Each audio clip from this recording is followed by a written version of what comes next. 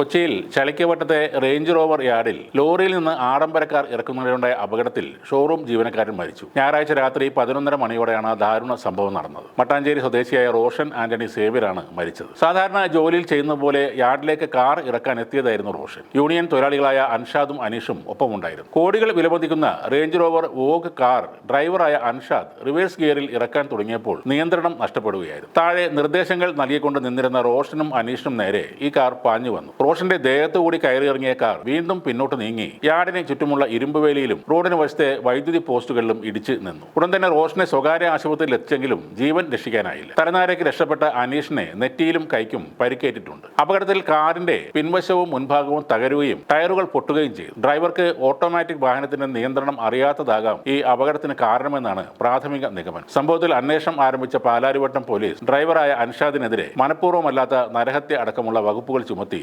കേസെടുത്തിട്ടുണ്ട്. ഈ സംഭവത്തിൽ പലരും CITU കാരനാണ് കാർ ഓടിച്ചത്, അല്ലെങ്കിൽ INTUC കാരനാണ് കാർ ഓടിച്ചത് എന്നൊക്കെ കുറ്റപ്പെടുത്തുന്നുണ്ട്. കാർ ഓടിച്ച ആളുടെ രാഷ്ട്രീയമല്ല ഇവിടുത്തെ പ്രശ്നം. റേഞ്ച് റോവർ പോലെയുള്ള ലോകത്തെ ഏറ്റവും പുതിയ ടെക്നോളജികൾ ഉള്ള കാർ ഓടിക്കാൻ ഡ്രൈവിംഗിൽ പരിചയം ഉണ്ടായതുകൊണ്ട് മാത്രം കാര്യമില്ല. ആ കാറിന്റെ ഓപ്ഷനുകൾ എല്ലാം അറിയുന്ന ആളായിരിക്കണം അത് ഓടിക്കേണ്ടത്. അത് കാർ ഏജൻസിയുടെ പരിശീലനം ലഭിച്ച ഡ്രൈവർ തന്നെയാണ് ഓടിക്കേണ്ടത്. യൂണിയന്റെ തൊഴിലാളികളാണെന്ന് കരുതി എന്ത് സാധനവും ഞങ്ങൾ ഇറക്കുമെന്ന് വാശി പിടിക്കരുത്. നല്ല വിദഗ്ധനായ ഒരു ഡ്രൈവർക്ക് പോലും കുറച്ച് പ്രയാസമുള്ള കാര്യമാണ് ഒരു ട്രക്കിൽ നിന്നും കാർ ഇറക്കുക എന്നത്. അതും ഒരു പോറൽ പോലും ഏൽക്കാതെ. കാരണം ഇത് നാളെ ഷോറൂമിൽ വിൽക്കേണ്ട വാഹനങ്ങളാണ്. കാർ ഇറക്കുന്നിടത്ത് യൂണിയൻകാർക്ക് ജോലി കൊടുക്കാതിരിക്കുക അതൊരു സ്കിൽഡ് ലേബർ വിഭാഗത്തിൽപ്പെടുന്ന ജോലിയാണ്. തൊഴിൽ ചെയ്യാനുള്ളത് ഒരാളുടെ അവകാശമാണെന്നത് അംഗീകരിക്കുന്നു. പക്ഷേ അത് ചെയ്യുവാനുള്ള യോഗ്യത അയാൾക്ക് തീർച്ചയായും ഉണ്ടായിരിക്കണം. സാധാരണ കാറോ ഓട്ടോറിക്ഷയോ ഓടിച്ച അനുഭവത്തിന്റെ പിൻബലത്തിൽ ഇതുപോലുള്ള കാറുകൾ ട്രക്കിൽ നിന്നും ഇറക്കാൻ ശ്രമിക്കുന്നത് തെറ്റ് തന്നെയാണ്. നിങ്ങൾ ഒരു ജോലി ചെയ്ത് അതിന് നിങ്ങൾ പറയുന്ന കൂലി മേടിക്കുമ്പോൾ ആ ജോലിക്കിടയിൽ നിങ്ങൾ മൂലം ഉണ്ടാകുന്ന നഷ്ടത്തിനും നിങ്ങളോ അല്ലെങ്കിൽ നിങ്ങളുടെ യൂണിയനോ ഉത്തരവാദികളാണ്. ഈ കാർ ഡീലർ ഇൻഷുറൻസ് എടുത്തിട്ടുണ്ടാകും. എന്നാൽ പുറത്തു നിന്നുള്ള ഒരു യൂണിയൻ തൊഴിലാളി വാഹനം ഇറക്കിയാൽ അത് ക്ലെയിം ചെയ്യാമോ എന്നത് കണ്ടറിയണം. ഇവിടെ സംഭവിച്ച കാര്യം നോക്കിയാൽ പുറകോട്ട് എടുത്ത വണ്ടി ഒരാളെ ഇടിച്ചു കൊന്ന ശേഷം അടുത്ത